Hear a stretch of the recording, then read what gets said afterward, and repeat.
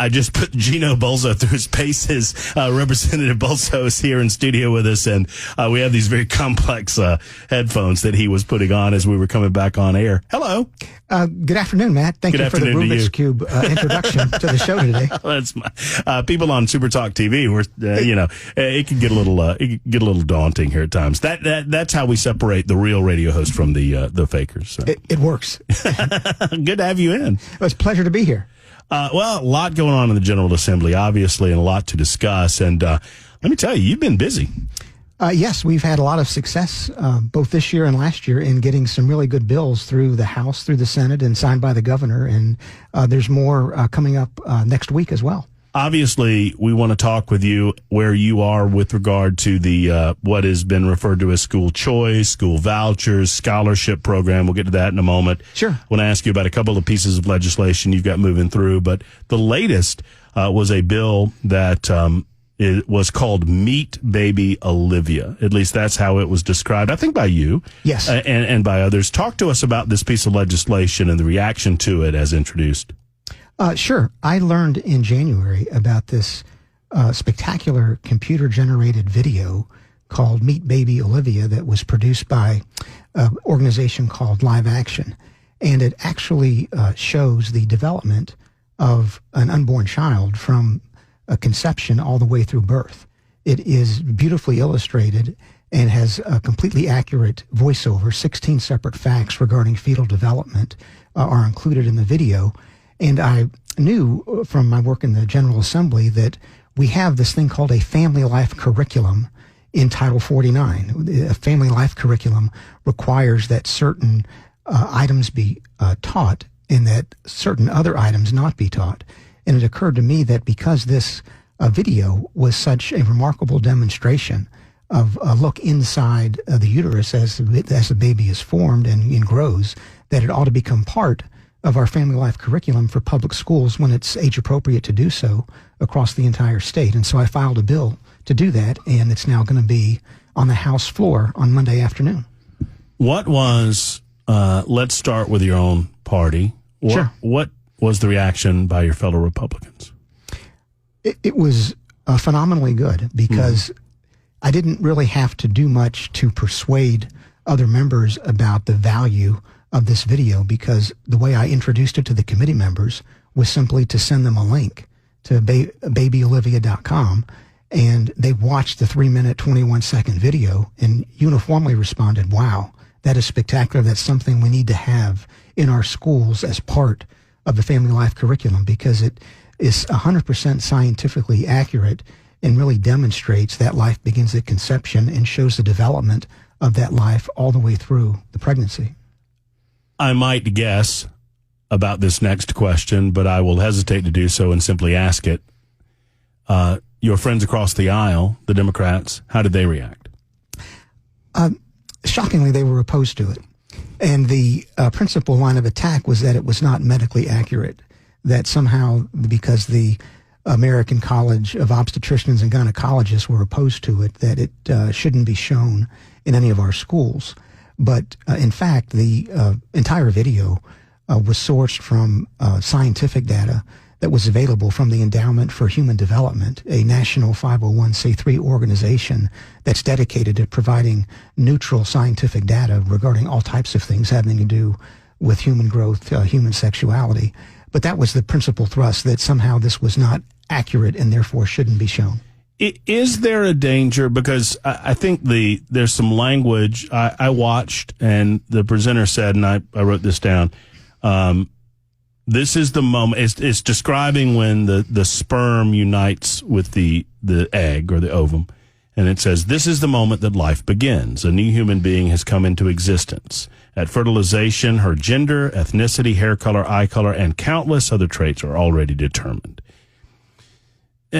It occurs to me that there's some uniformity amongst the faithful as to when we believe life begins, but there's not total uniformity, and there's nothing within our government that suggests that we have to be faithful at all or that we have to believe these certain things. Is there, I would ask, as a way to balance the conversation, is there a danger in that type of language certifying certain religious beliefs over maybe other beliefs regarding life and when it begins? I would say, Matt, no, there's not a danger of that nature because this is not a matter of faith. I mean, obviously, religious faith is not something that can be taught in our public schools because that would be considered a violation of what's called the Establishment Clause of the First Amendment. So this doesn't involve faith. This involves reason. It involves scientific fact. And it is a fact that has been scientifically demonstrated that at the time of fertilization or conception, obviously the two mean the same thing, you have all 46 chromosomes present. You have the entire genetic makeup of the child. And from there, it's just a point of growth and development. And although people might quibble about the words, the fact of the matter is that life, that is the growth of the embryo, begins at conception. And that's when life begins. That's what the video states. And ask yourself this: if life does not begin at conception, when then does it begin? And I don't think you can answer that question intelligently except to conclude that, yeah, life begins at conception. We have the entire genetic makeup. And from there, it's just a matter of growth and development. Right. No one is obviously, and I love the way that our friends on the left try to confuse the matter. No one is suggesting that that life can exist unto itself at that time. There still needs to be obviously growth within the mother, but there's no question that that is the beginning of what is a life. Sure. that will flourish if allowed to. So you want to present, for me, it's a matter of balancing the scales. And I think for far too long, sadly, in public education, we've seen an imbalance in terms of what we're willing to discuss in those circles, what is within boundaries and what is exterior to the boundaries. You know, we're told that it's perfectly acceptable for our school teachers to, and, you know, I know we might take some exception with this, but it's acceptable to talk about contraception. It's acceptable to talk about preventing pregnancies in a variety of ways. It's perfectly acceptable to talk about premarital sex and the results of premarital sex within the confines of a sexual education. But it's not permissible to talk about what might result from said same activity, and it's not permissible to help those young people understand the consequences, ultimately creating another life, and the consequences of eliminating that life through, God forbid, an abortion. I think you're right. This does provide that type of balance because there are in our current family life curricula the very things that you mentioned, and obviously different local school districts will handle things differently. But when you look at the Baby Olivia video, what it certainly does is it brings to life in a way that has never been done before the consequences of any type of sexual conduct. And so, you know, we're not writing on a blank slate. We already have a statute that requires certain elements to be in a family life curriculum. And whether we start with sex education where we are right now or not, putting that aside, this video does provide some additional factual information that I think all students would benefit from knowing about. Representative Gino Bulso was with us in studio this afternoon talking about this and other matters going on in the General Assembly. Related to this was a piece that came to us from our sister state to the south regarding in vitro fertilization. And I don't know the answer to this question. I'm shooting in the dark, and you might not either. But considering your focus on this issue, I'm wondering if you know where we are as a state with regard to in vitro fertilization. Obviously, for those who don't know, Alabama, they passed a law preventing abortions very similar to the one that the state of Tennessee has.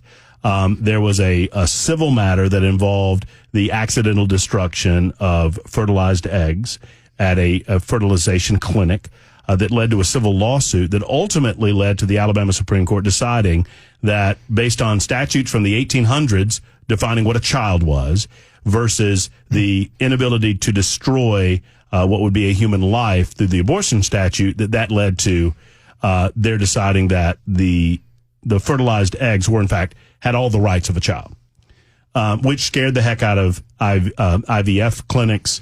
And eventually they repaired it and they carved out some specific language with regard to in vitro fertilization clinics, because nobody wants to suggest that the state should have that level of involvement in helping parents become, or helping a mother and a father become parents. Anyway, do you know where the state of Tennessee is on that? And do we need any reparative language in our statutes regarding in vitro fertilization? The short answer is, Matt, I do not. It's not something that I've studied, something that I intend to.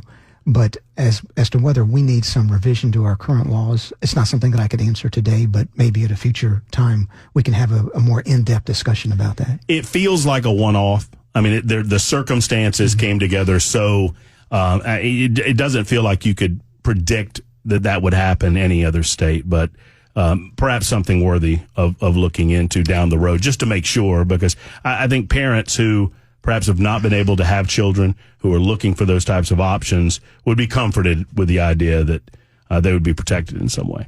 Understandably. And I think what's important to understand today is that the baby Olivia video has nothing to do with IVF. No. Yeah. And obviously I'm not trying to conflate those two issues, but I encourage people, can they go to just babyolivia.com? Yes. And look at the video, and it is a fascinating study. I remember it reminded me of, and it brought me to tears, this event. It was in Washington, D.C., and it was a display, and I think eventually it toured. It was fairly controversial because some of the cadavers that were used in this display, it was determined that perhaps it was not consensual one way or the other. It was about the human body, and it was examining the human body in its adult forms, and a piece of the display was, you walk into a room, the room is completely empty, and along the walls, it was a circular wall.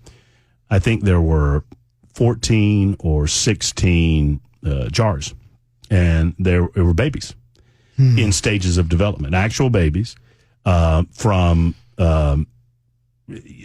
the point in life where you could barely see it visibly with the eye of the child, to 9 months of development.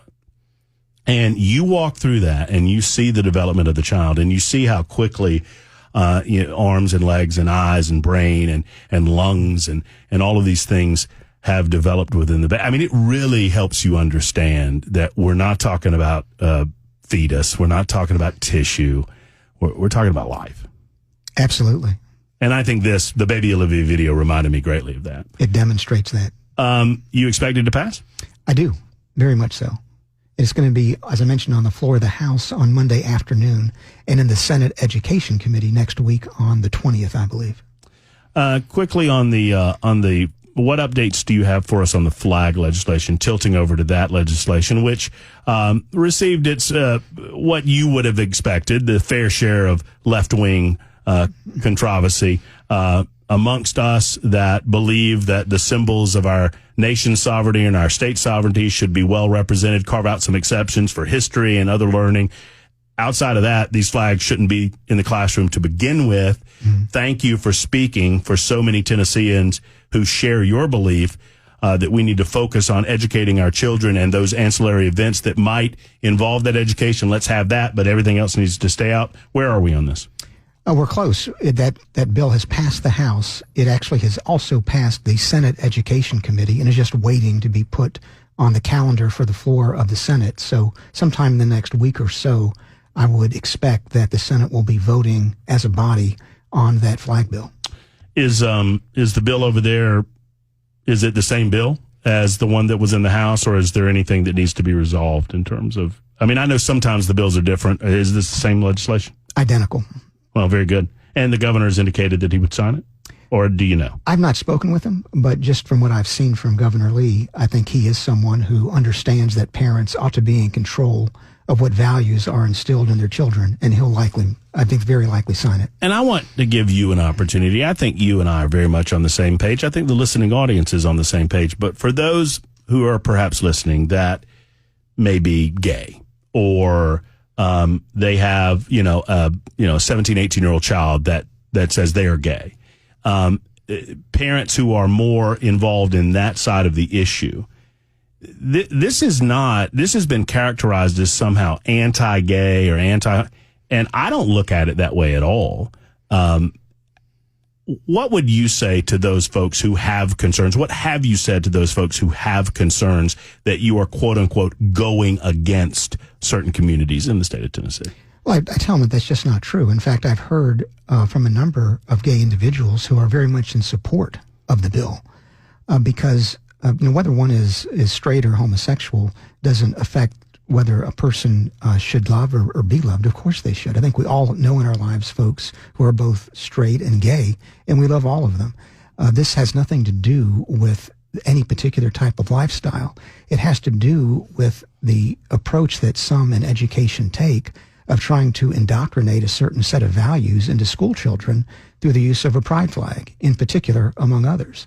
And we've had a lot of work in the General Assembly over the past year regarding these transgender issues. And you have people, I think, of good faith on both sides. But the fact of the matter is, I think most parents have a view of this transgenderism that is different from that is represented by that pride flag. And I think a lot of parents have a view of the Obergefell decision from 2015, which is very different from that represented by the pride flag. And all our bill really says is that the school should be a place where kids are educated, not indoctrinated.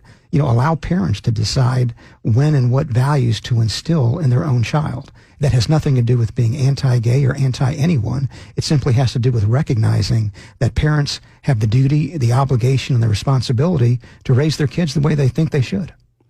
Gino Bulso's with us. We've got him for a couple of additional moments. We're going to take a quick time out. When we come back, I'll ask him his position on the scholarship bill and where we are in that process. We'll do that next on The Murphy Show on Super Talk 99.7 WTN.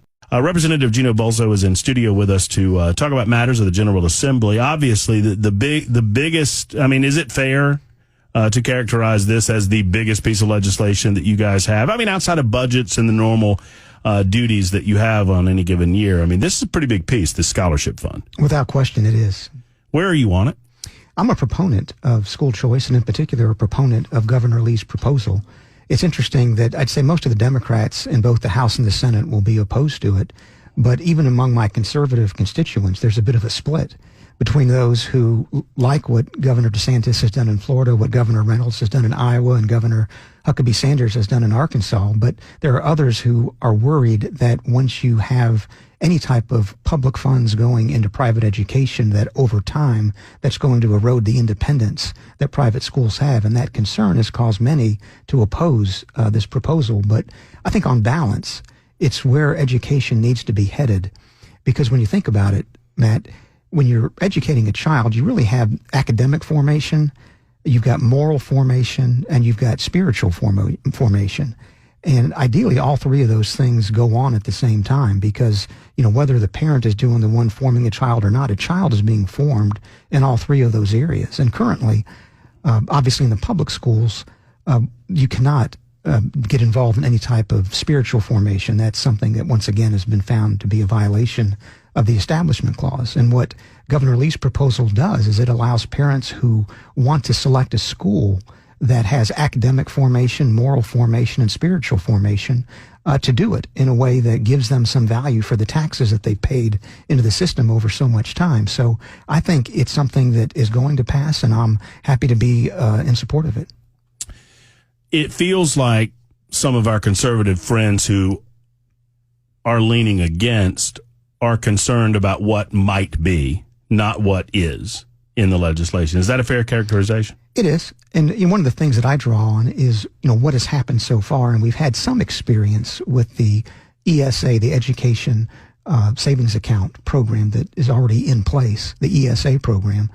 And 95% of the parents who have chosen to take advantage of that program in Shelby County, Davidson County, and Hamilton County are in favor of it. They're given rave reviews to the program. And I think once the Education Freedom Scholarship program is rolled out and parents actually see how it does allow them to choose a school that aligns not just with their academic needs for their children, but for their spiritual and emotional needs, it'll become wildly popular across the state.